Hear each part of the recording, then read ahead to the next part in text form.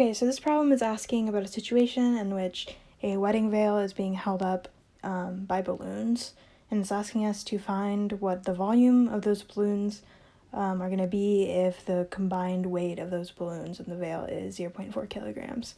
And we're given the densities.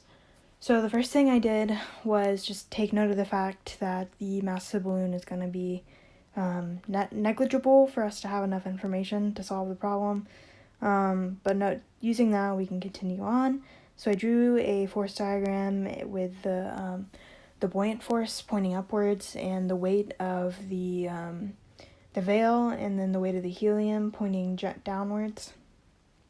And we can use that these balloons are essentially keeping the veil and themselves in equilibrium to equate those aspects of the forces to the buoyant force.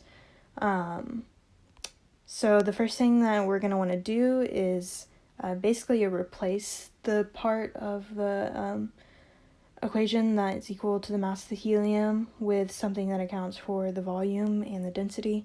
And to do that, we just use the relationship between those three variables to replace mass with density times volume. So once you do that, you get the equation below, mg plus volume helium times density helium times g. And we also know another equation for the buoyant force, which is that equation that is the volume of air displaced, or in this situation, volume of air displaced times the density of air times g.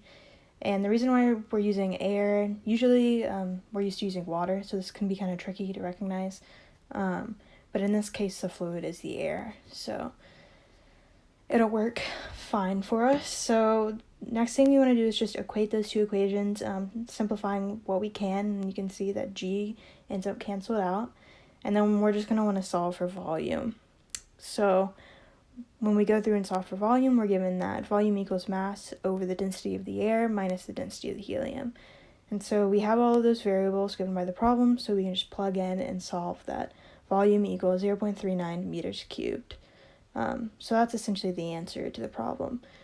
There are a few things assumed, so theoretically the answer is slightly different, but this is a pretty good estimate for the volume of the balloons. So that's it. Thank you for listening.